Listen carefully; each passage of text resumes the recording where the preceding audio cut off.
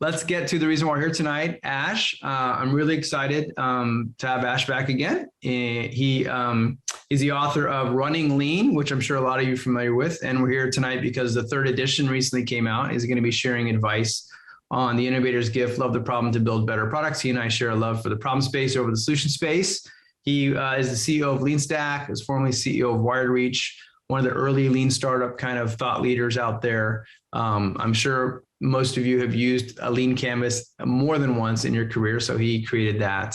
And so with that, Ash, I'd love to turn over and hear what you have to say. What I wanted to share with you today was this idea of the innovator's gift. I'll contextualize it as we go along. Before we get to all of that, I'll share a little puzzle for you to ponder. So you see here a music timeline. Place yourself somewhere on this journey. I'm guessing that most of you started listening to music somewhere along the spectrum. At the risk of dating myself, I'll admit that I started with cassettes. Some of you came a bit earlier, some of you came a bit later. But the thing I want you to think about is that along the way, we stopped using these things and we shifted to the next thing in the sequence there. So I gave up cassettes. I had my Sony Walkman. I was really happy with it. But one day CDs came along, and in my college years, I shifted entirely from cassettes to CDs. And the question is, why did that happen? Now, on the surface, if we had asked the people who invented the CDs what's better about the CDs, they would have said, well, it's a lossless, it's a lossless medium. They would have coded bit rate and a lot of technical jargon, signal to noise ratio, and things like that, and tell us that there was just better sound quality, and that's why everyone switched. But if you look at these subsequent switches, sound quality actually went down after CDs. When we went to MP3 and iPods, and then when we went to streaming, it went down even further. So it wasn't just all about sound quality. There was something else at play here. So something for you to ponder, and we'll come back and answer this along the way. But as product people, product managers, entrepreneurs, innovators, we are charged with building better products. But this is the million or billion dollar question, which is, what does better even mean? And that's what we are going to try to unpack today. And we'll have some hopefully lively discussion afterwards. Now, when we look at product development methodologies, we can go back 70 years. This has been the answer we've been seeking. We've been trying to build better products over the decades, over the years, all the way from lean manufacturing to where we are kind of today, lean startup, continuous innovation, those kinds of thinking. Along the way, it's always been not about just changing the way we build products, but really the search for better. How can we build what our customers want? Sometimes it's about building the things at the lowest price point, so building things profitably. And over time, it became about building the right thing. We live now in a world where it's easier to build things. And so the bigger question is, are we building the right things? And so once we started moving into agile and lean startup, those are the questions that kind of prompted how we thought about products from there on out. So I'll kind of home in on the lean startup. I know many of you are well versed. This is the product management group, and you're probably all familiar with lean startup principles. But unfortunately, when we use lean startup kind of like a bumper sticker, and we ask people, if you could distill down lean startup to one slide, what would that be? This is oftentimes what I typically run into. Let's start with an MVP. Let's run a bunch of experiments and iterate our way to something better. So let's quickly rush to build an MVP and then go around this build, measure, learn loop, collect data, listen to customers, and then build something better. And in theory, all of this makes sense. But if we bring in the fact that we are living in this different world than we were in 5, even 10 years ago, I'm not even just talking about the pandemic, I'm just talking about the pace at which things are changing.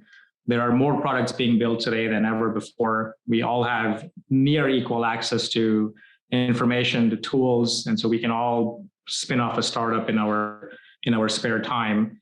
And so with that, we're creating a lot more products than ever before, and something has to give. On the other side of the story, there's a lot more competition. Customers today have a lot more choices. So in the time of waterfall, there was the old joke, raise enough money to build things twice. So one, to get it completely wrong, but at least you'll learn. And then the second time to get it right. And we're talking about 2-year cycle times. So build a product first, maybe a year and a half, get it wrong, and then fix afterwards.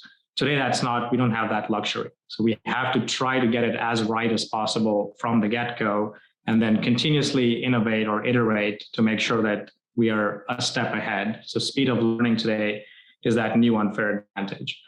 So customers have a lot more choices today, and speed is key. And so when we take this build, measure, learn loop, and if we just rush to build an MVP, what typically happens, statistically speaking, is we get it wrong. And that's, again, just when we look at product launches, most initial products don't actually hit the mark. And when that happens, if you factor in the fact that customers today have a lot more choices, they don't stick around and give you feedback. They just look for other options. They have a lot more choices, so they leave and look for something better. And then what happens in the product world is the build trap ensues. You launch a product, you're not getting feedback, it's not really working. What do? We start iterating, we start pivoting, but those are all in some ways blind labels to those terms, because we are iterating or pivoting without learning. And when you're doing that, that's just a disguised see what sticks strategy. So that's where the build trap ensues. And we fall into this trap of chasing that mythical killer feature, where it seems like we're just one hack away or one silver bullet away from the hockey stick fixing itself. And that elusive hockey stick never corrects itself. So that, unfortunately, is where we see a lot of teams kind of struggle with. And this is partly due to the fact that, as I mentioned, customers have a lot more choices. And so when we're not getting the feedback, we go around in circles this way. So today we're going to talk about not necessarily starting with an MVP. And I'm not going to make it sound like that's what the Lean Startup prescribes. And that is what a lot of people boil the Lean Startup to, which is, let me rush to get my release 1.0 out, because at least we can release early, we can get feedback, and then we can iterate from there. So what we're going to talk about is, if we don't start with an MVP, what do we do? The thing you want to first realize is that an MVP is nothing more than a solution. And the challenge with solutions is that it's hard to get that right at the outset. And so a much better place to start is not starting with solution, but really trying to understand problems and customers, and which is the theme of the talk today. So love the problem, not your solution. More easily said than done, which we'll kind of unpack here as we go along. Now, why is this important? Because if we look at products from a customer point of view, customers don't really care about solutions. We don't wake up on any given day saying, I want to go buy this particular product. We don't even care about problems. What we do care about is achieving certain desired outcomes. We want to make progress in our lives. We want to hit certain, we basically want to achieve certain outcomes. And the problem, of course, is that obstacles get in the way. That's where the problems kind of manifest themselves. So the reason we care about problems is that in order to understand our customers and the outcomes, we have to understand the struggles they're going through while trying to achieve those outcomes. And so when you look at this canvas here, to be able to build a compelling, unique value proposition, which is what all products need to do to stand out, we have to start with who is it for? So we have to understand who we are trying to. When you try to market to everyone, you really end up talking to no one. So we have to narrow down and think about who our ideal starting early adopters are. And over time, I guess Jeffrey Moore kind of spoke last month. And so when we look at the diffusion curve, we have to start with the early adopters and then figure out where are our customer segments, our second, third customer segments from there on out. So customer segmentation is a very important part of it. But then at the other side, I have to understand what obstacles or struggles are they experiencing, and how do we help them overcome that in order to achieve those desired outcomes. Now, what you're seeing here is a partial canvas. Hopefully some of you have seen the full canvas. The canvas is really a tool that helps you think about the story of your idea. So in other words, who is your customer? What's the problem, the solution? And then there are other boxes here where we start talking about channels, go to market. We start talking about metrics. We start talking about pricing. Today, we're going to focus more on the desirability side of that story. So when you look at the canvas, in my opinion, if you don't get customers and problem right, no business model stands a chance. It's like a stack of dominoes that comes crumbling down. And it's kind of easy to see logically, if you get the customers wrong, if you're not solving a problem they care about, it doesn't matter what solution you have. It doesn't matter even if you have an unfair advantage. If you have a patent or IP that's defensible, it's not really going to matter because no one really cares about it. So even if you drop the price to zero, it wouldn't really matter because it's, again, not solving a problem. It's not getting the attention of your customers. It would just, the whole business model comes crumbling down.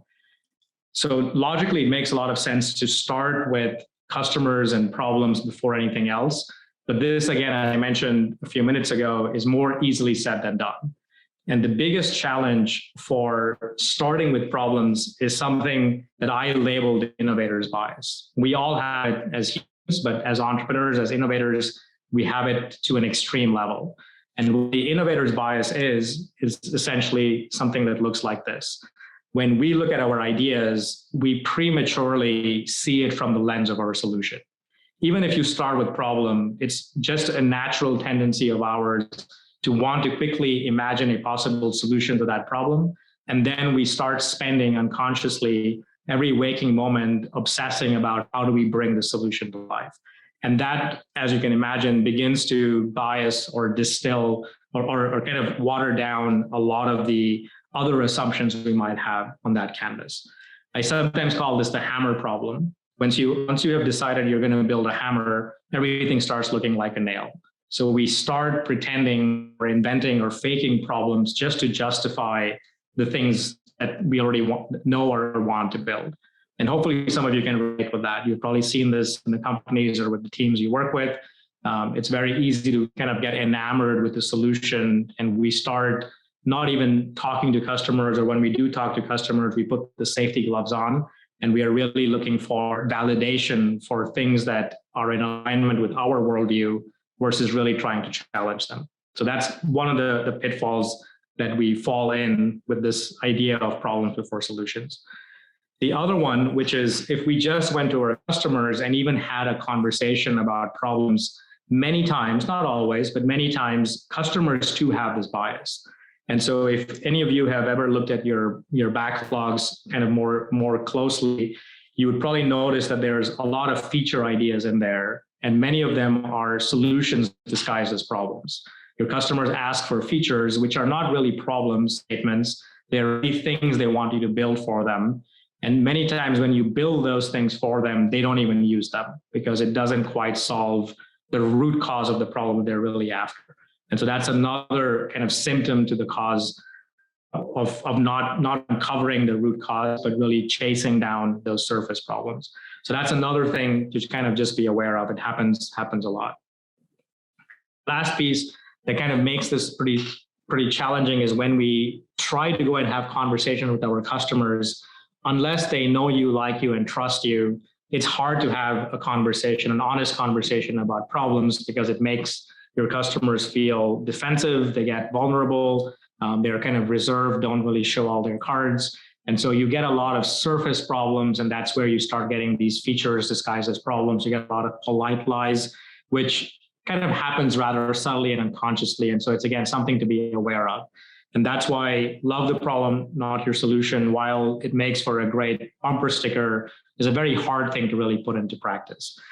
And so in the next edition of Running Lean, this has been a question that I'm pondering for a few years now. And so we'll be talking about kind of a different approach of approaching problems, not head on, because if you actually lead with problems, it actually creates a whole bunch of other challenges, like the ones I described, putting your customers on the defensive, not really getting to root causes. And so we're going to talk about this other way of thinking about problems, and that's what the innovator's gift is. So I like to think of the innovator's gift as the antidote to the innovator's bias. The innovator's bias is us looking at our solution, trying to imagine the problems it can solve. The innovator's gift comes from a very different premise.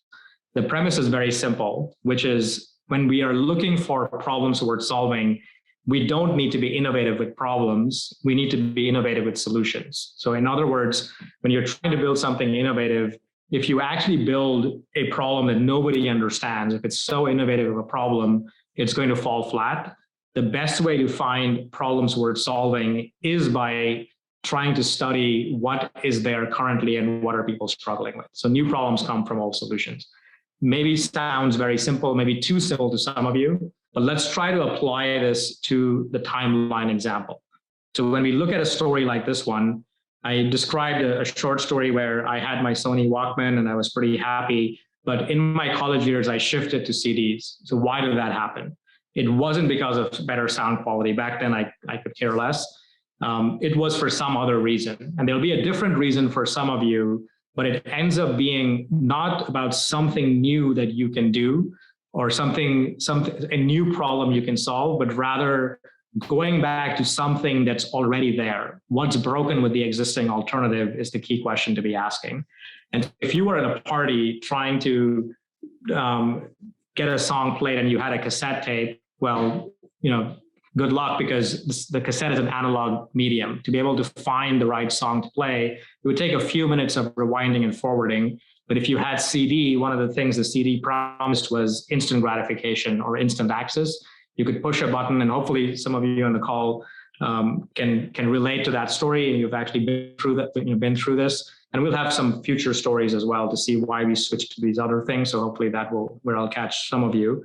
But why did we switch from cassettes to CDs? I would argue it wasn't necessarily because of better sound quality, but because of the pet peeves that we had with cassettes that we learned to live with until one day it was unbearable. So when you have a mixtape, everything is great, but after a while, you have that mixtape memorized and you want some randomness. So maybe it's the CD shuffle feature, or maybe it's the fact that you can actually push that track number and have that instant gratification, play songs on demand. Those were the killer features that caused that switch. So not better sound quality, but not a new problem to solve, but rather an existing problem that was always there that we were just living with. If we kind of fast forward to the next transition here, why did we switch from CDs to MP3 players? If you all remember, there was a point in time where we all went into the Napster world and we were told that it was, record labels were just evil. They were making us buy these $20 CDs for a single song. And so the solution back then was just download it for free. Peer-to-peer was great till they got shut down. But Apple picked up on that and turned it into, made deals with the record label, launched the iPod, built a medium that was digital, a lot more portable. And all of a sudden, we made these massive switches. So in my college years, I slowly migrated all my songs from CDs to MP3 and the MP3 format. Today, I don't have any CDs. And if I do, they're all scratched up. That was another problem that manifested itself over time. CDs scratch, MP3s don't scratch, right? So again, not new problems, old problems that we are living with, that when the new solution comes out, we actually make the switch, right? So that's how we switched from CDs to MP3 players. Now, why switch to streaming services? Because what Steve Jobs promised us, 1,000 songs in our pocket, was great when it was first announced, but several decades later, that was no longer enough. So 1,000 songs in our pocket is not what we need. We want 40 million songs in the cloud. We don't want to own them. We want to rent them, and we want them on demand. And why is that? Because again, the world of music changed. There was a music explosion where when you and I were growing up, we probably listened to similar types of music, maybe not the same, but similar types of top 10 songs. But when you look at the music genres today, there's just a massive explosion. We probably will have very different tastes today than we had before. So there's a lot of sampling that's happening, a lot of discovery that's happening, a lot more music is being produced. Again, because in that world, the cost of music production has also gone down, a lot more music being created. So with all those kind of changes in the behaviors, you are seeing an example of a job to be done evolution. So the job doesn't really change. We all have listened to music for centuries, and we'll continue to probably listen to music for centuries if we're still around. But how we listen to that music is going to change. And that's what innovation is fundamentally about. So the job doesn't change. We want to listen to what we like, when we like. We want to make playlists. We want to share with people. Those basic needs don't really change. What's changing is how we're doing this. And that's kind of what this slide hopefully illustrates. The other message over here is that when we are looking for those switching moments, it's not about trying to create something nobody understands. So it's all relative. We switch relative to the previous solution. So don't focus on a new problem to solve. Focus on something people are already struggling with the existing alternative, and that creates those switching moments. And so all to say that if you were in the music business and looking to invent the next wave of how we listen to music, what comes after streaming services, you notice here I put 3 question marks because I don't know what that's going to be, but I can say with reasonable confidence that it's going to be better than streaming, and it's going to actually solve a problem that streaming is leaving on the table. And so the best way to actually uncover the next thing is by studying what the current thing is. And then also knowing how to study, which is what we'll start unpacking next. So let's actually talk about the innovator's gift and talk about the 3 tenets of what goes into the innovator's gift. So when we think about this idea of the innovator's gift, there are 3 basic principles. The first one, and I want you to kind of think about all of these, and in the Q&A, we can, of course, go deeper and challenge these assumptions. But the first one here is that new problems come from old solutions. And so by I guess, definition, there always has to be an old way. And what I'm saying here is that every product, no matter how disruptive, always had an old alternative. There always was competition. And so I want to actually have you challenge this. If you can think of a disruptive product anytime in the course of history, and we can go back even hundreds of years, thousands of years if you wish, but anytime in the course of history where there was no competition, where we had this new technology or new solution or new product that had no competition, let's talk about that in the Q&A section. So that's the first tenet, is there's always going to be competition. So whenever you encounter startups, and maybe you are one of those teams that think you're doing something so innovative, there's no competition, my answer to that is that you're probably not thinking broad enough. And so we can unpack a little bit in the Q&A. Where does the competition go? So on the Lean Canvas box, we place that not in the competition box, but in the existing alternative box. And I purposefully chose that term, existing alternative, because when we start thinking just in terms of competition, the trap we fall into is we start thinking in terms of people like us or products like us. So if you're building collaboration software, you think my competition is collaboration software.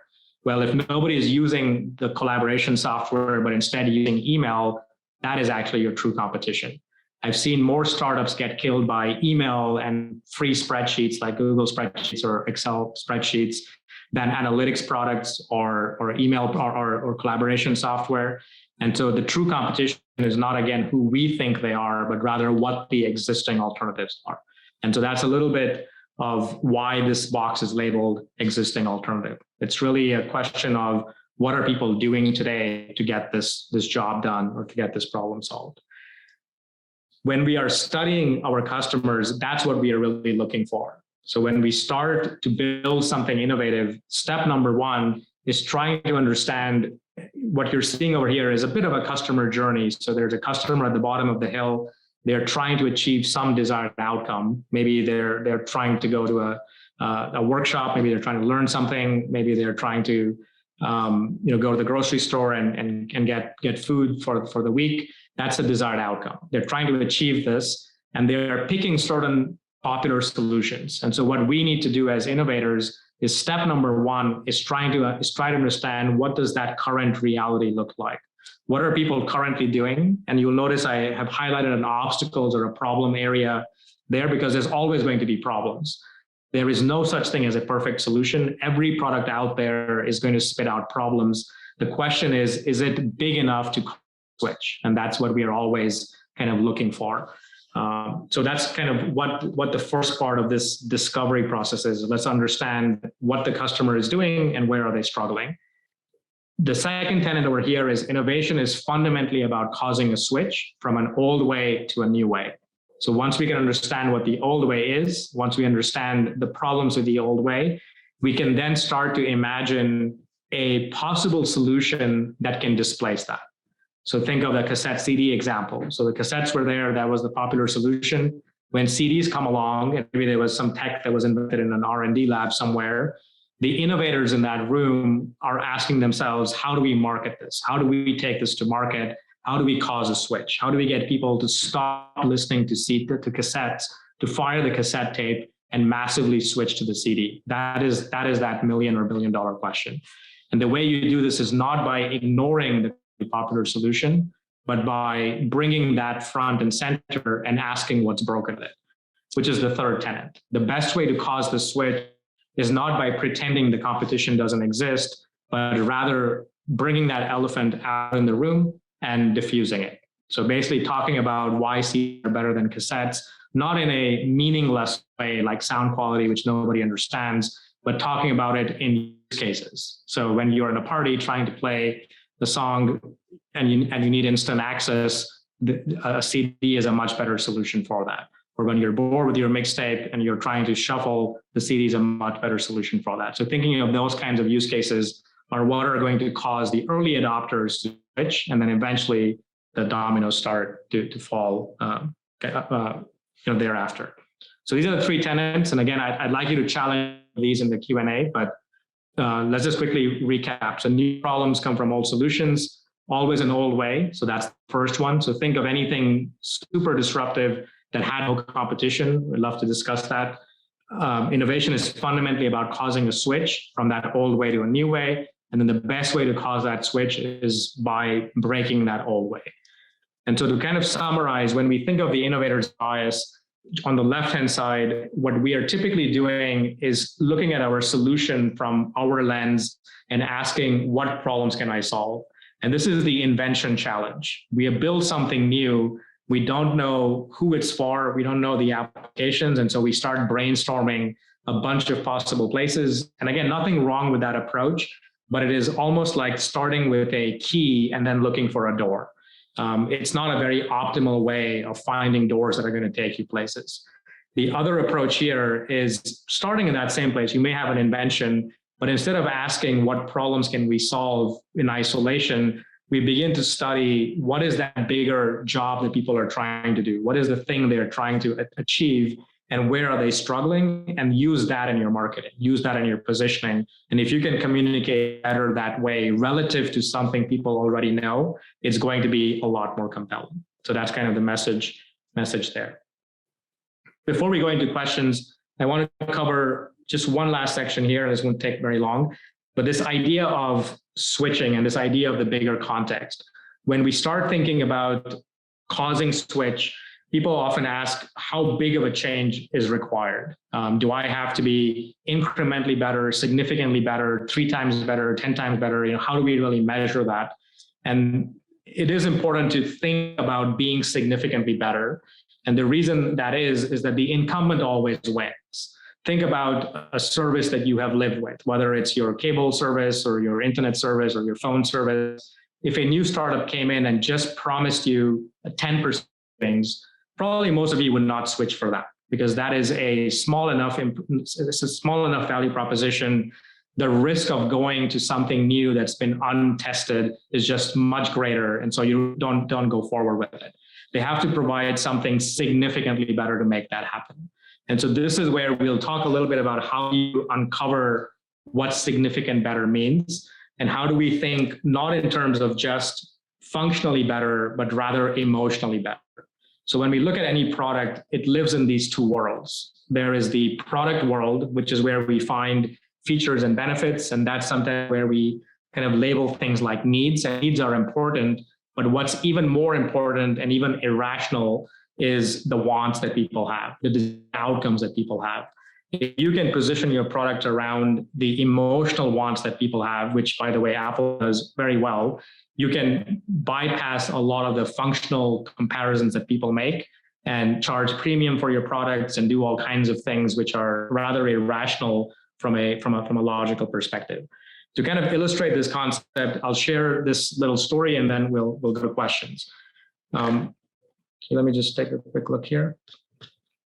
Okay, so hopefully you've all seen this code or seen some variant of this code. This was a code by a Harvard professor, Theodore Levitt, back in the 1960s and 70s. He popularized this notion of not just thinking about features, but thinking about benefits. And it was a very powerful idea. So people don't want a 1/4-inch drill bit. We don't want a piece of metal. We want the thing the metal does for us. In this case, drill a 1/4-inch hole.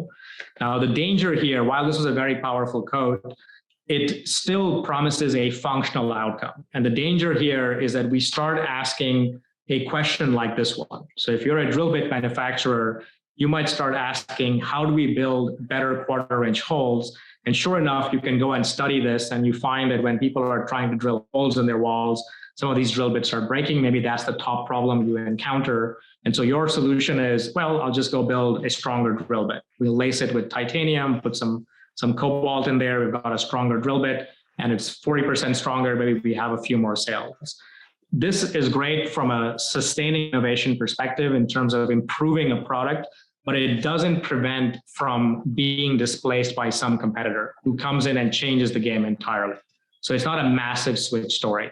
So we all have to do these kinds of improvements in our product, but the danger is when we do this for too long, we get disrupted by someone else, or we get replaced by someone else who causes a switch. The way to avoid this is by not falling into the functionally better trap. And the reason we know it's functionally better and not desired outcome or emotionally better is when we look at the outcome, people want a 1/4-inch hole. That's not really a desired outcome. I don't know about you, but no one has ever brought me into their garage or into their home and showed me a 1/4-inch hole and said, look at this perfectly round 1/4-inch hole that I was able to drill. What they show me instead is what comes after the hole. And that's how we know that this is an intermediate step. And so when you are doing this kind of studies, when you are studying existing solutions, it's very common for us product people to get lost in the weeds where we are trying to think of how can we build a better workflow? How can we build a better 1/4-inch hole? And that's not the bigger context. The bigger context is something that comes after it. So we have to go beyond the 1/4-inch hole to understand what are people doing with the hole. In this case, they are putting a hook on the wall. And then what do they do with that hook? They hang a piece of painting. And if you are doing an interview with a customer, that's when they go from task mode, from chores that I have to do on a weekend, to all of a sudden smile comes across their face. That's where you see emotion. That's when they know they can rest and turn on the TV, maybe crack a beer and relax because the chore is done, right? That's when we know the job is done. And so the better question to be asking is not how do we build a 1/4-inch hole, but in this case, how do we hang a piece of painting on the wall without even having to drill a hole in the first place? And I'm guessing a lot of you know the answer to that because there is a pretty popular product out there that does this exactly. And that is this. This was the MVP, by the way, of the 3M command strip. It started off as really strong glue that they put on a mounting tape that you would have to cut and put on the wall. And you can see the use case right there. If you're trying to hang some tools in your garage shed, you don't need to drill holes in your garage shed. You can just use this mounting tape to hang it. And over subsequent years, they have built something even friendlier. If you're trying to hang paintings in your indoors, you don't need to drill holes. You can actually just go to the hardware store, buy these command strips, and there you've got your job done. And so unsurprisingly, this is actually placed in the same aisle as the drill bits because a piece of command strip or a glue is competing with a piece of metal in this context. So when we think in terms of jobs, what are people trying to do? We actually can see the world quite differently. We don't actually have to stop here. So when you're doing this kind of discovery, you can start with a drill bit, but you can progressively go higher and higher up. So we can ask ourselves, why are people hanging paintings on their wall? Maybe this is a new homeowner. They moved into their new house. They're trying to decorate their new home. We could explore their relationship with art. Maybe we realize that they have struggles with finding good art pieces. They get bored of them. They're spending hundreds, if not thousands of dollars on art, but every so often shuffling them through and donating them, getting new pieces of art. Well, what if we could build a rotating art display? And that's what this product is. It looks like a piece of art. Some of you may recognize it from the landing page here, but this is not a painting. This is actually a TV built by Samsung. And many years ago, they began to realize that we have a TV. If you can see my background, you see this black screen out there. It works really well when it's on. So TV when it's on, but when it's off, it's just an ugly black screen on the wall. What if you could turn it into a piece of art? And that was the question that Samsung began to ask themselves. And they did quite a bit of innovation to make this happen. So they did a lot of tech innovation to make the screen flush mount, to take all the signals, the power and the HDMI and drive it through a single cable. So a lot of innovation went into making this happen, but it's essentially a TV that does two jobs: TV when it's on, art when it's off, and they actually charge you quite a bit more than a regular TV to get this done. So again, when we start thinking about this story here, which is somebody who moved into a new house, struggling to hang some paintings on the wall, just by unpacking the story, you can begin to uncover a whole bunch of unmet needs and wants, which create these opportunities for innovation. Now, there is a limit to this. If we begin to progressively, on the right-hand side, you can see the 3-year-old 5 whys or 10 whys kind of story there. If you keep asking why progressively, you start to get quickly very out of context and very metaphysical in your questions. The good news is that you don't ever have to get that high up. Most innovators that I talk to, most product people I talk to, kind of get stuck into the solution world. We spend all the time in the drill bit world. Maybe we get to the hooks world. And so even if you can get 1 or 2 levels higher and try to chase that bigger context, that's where you're going to find these unmet wants, which are actually more powerful than the unmet needs. A last kind of exercise to kind of think about is when you are thinking about building better products. This is a Kathy Sierra, an old Kathy Sierra quote that changed the way that I think about products. Is you need to ask yourself, not how do we build a better X, not how do we build a better product, but how do we build a better user of that product? And so if we were that drill bit manufacturer, this is the better question, not how do we build better devices or drill bits to drill better holes, but how do we create better homeowners? And when we start thinking this way, we can begin to offer many other things beyond drill bits. Imagine going into a hardware store and learning how to use a drill bit for free. If that is the biggest anxiety, people aren't buying drill bits because they're scared to drill holes into their pristine walls. Why don't you reduce that anxiety by providing some training? So that could be a way of even the drill bit company taking this to heart and not losing out over command strips or TVs in this case. So the bigger context is where you find these newer spaces of innovation. That's kind of one of the messages that I want to leave you with. Awesome, Ash. Thanks so much for a great talk. I love the examples that you shared there. So that's great, man. I really appreciate it.